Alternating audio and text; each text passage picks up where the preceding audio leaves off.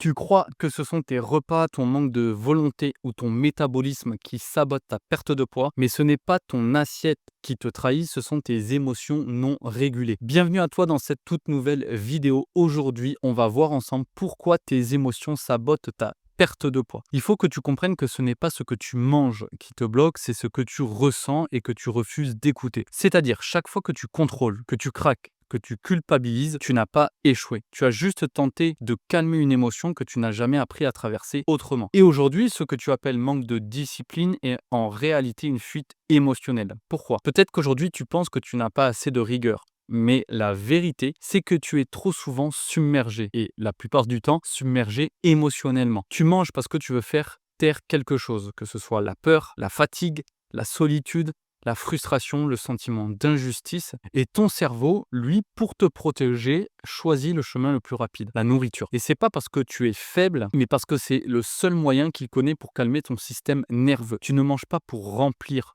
ton estomac, tu manges pour éteindre une émotion trop intense à supporter. Et comment aujourd'hui tes émotions sabotent ta perte de poids et sabotent par la même occasion ton corps? Que ce soit le stress, la colère, la peur, la honte, toutes ces émotions déclenchent la même réaction biologique. Ton corps libère du cortisol, qui est donc l'hormone du stress. Et quand ce cortisol s'installe, il bloque tout. Ton métabolisme, ta digestion, ta capacité à brûler et également ta satiété naturelle. Autrement dit, chaque fois, si tu veux que tu refoules une émotion, ton corps se contracte. Et un corps contracté ne maigrit pas. Si tu veux maigrir, commence par t'autoriser à ressentir. Qu'est-ce que j'entends par là? Le but, c'est que vraiment tu comprennes tes émotions et pourquoi cette émotion survient. Pourquoi cette émotion apparaît directement, instinctivement, instantanément. Pourquoi elle apparaît? Et tu dois comprendre cette émotion. Tu dois réellement comprendre la cause et ne pas te concentrer sur le résultat final qui est le craquage et derrière la culpabilité. Et donc pourquoi tu restes coincé dans ce schéma? Pourquoi tes émotions font en sorte que tu n'arrives pas à perdre du poids? Parce qu'aujourd'hui, malheureusement, on ne t'a jamais appris à vivre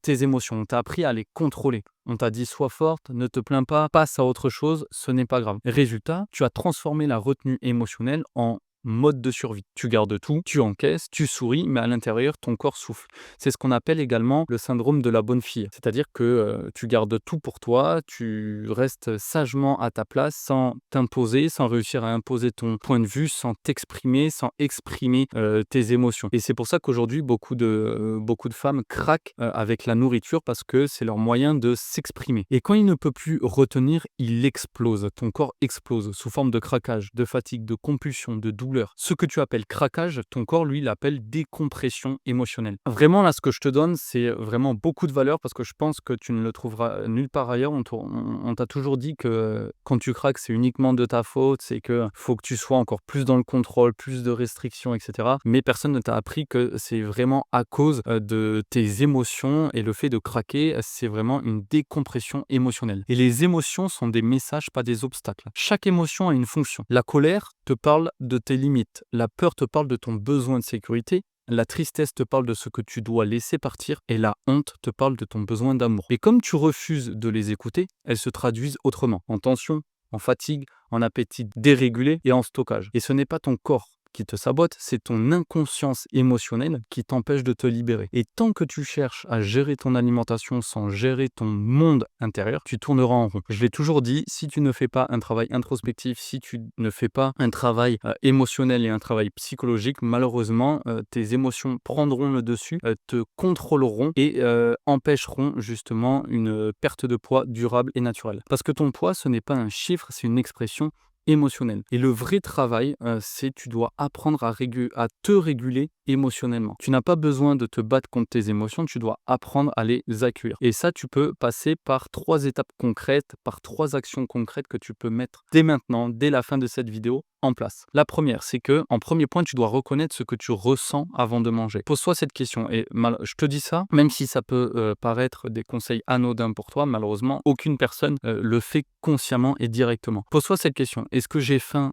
ou est-ce que j'ai besoin d'autre chose? Et tu feras déjà 50% du chemin. Quand tu es sur le point de craquer, demande-toi, est-ce que je craque parce que j'ai faim ou est-ce que j'ai besoin d'autre chose? Par exemple, autre chose, ça, je parle pas en termes alimentaires, je parle peut-être en termes de réconfort. Si tu es fatigué et que tu craques par la fatigue, est-ce que réellement tu manges parce que tu as faim ou est-ce que tu as besoin de te reposer, de te retrouver, de retrouver du calme?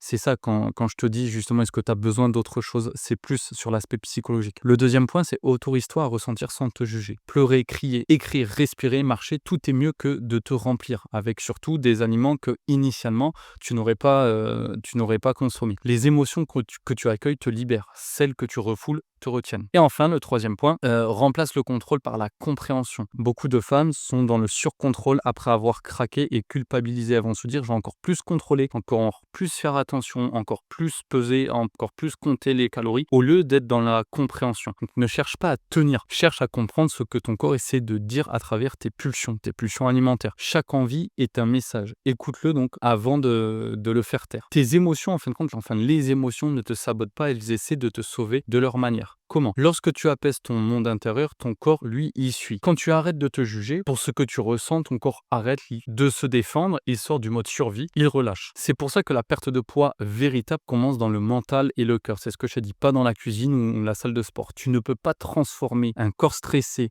sans transformer l'émotion qui l'alimente. C'est ce que je t'ai dit. Tu ne peux pas apaiser ton appétit sans apaiser ce qui l'active. Et tant que tes émotions gouvernent ton alimentation, tu vivras au rythme de leur tempête. Mais justement, le jour où tu apprendras à les traverser avec douceur, ton corps retrouvera naturellement la paix et l'équilibre. Aujourd'hui, tu ne veux pas juste perdre du poids, tu veux te libérer de tout ce que tu portes à l'intérieur. Et si pour toi, ça te parle, si tu veux apprendre à réguler tes émotions, si tu veux comprendre pourquoi aujourd'hui tes émotions sabotent ta perte de poids, je t'invite à réserver ton audit MRE. C'est simplement un appel où toi et moi, on va pouvoir ensemble comprendre quelles émotions précises sabotent ta perte de poids et comment les réguler sans passer par la nourriture. Et tu verras justement comment apaiser ton système nerveux, comment transformer tes pulsions en conscience et comment enclencher une perte de poids naturelle, durable et sans culpabilité. Tu le sais, cet audit n'est pas réservé à tout le monde, il est uniquement réservé aux femmes qui ont compris que le problème n'est pas la nourriture, mais tout ce qu'elle porte à l'intérieur. Donc si pour toi tu sens que c'est le bon moment, tu sens que c'est vraiment le moment adéquat et propice pour te libérer, je t'invite à cliquer sur le lien sous cette vidéo et réserver ton audit MRE le plus rapidement possible. Dans tous les cas, même si tu décides de ne pas poursuivre avec nous, cet appel te permettra déjà d'avoir des clés en plus de cette vidéo, des clés personnalisées et concrètes en fonction de ton mode de vie,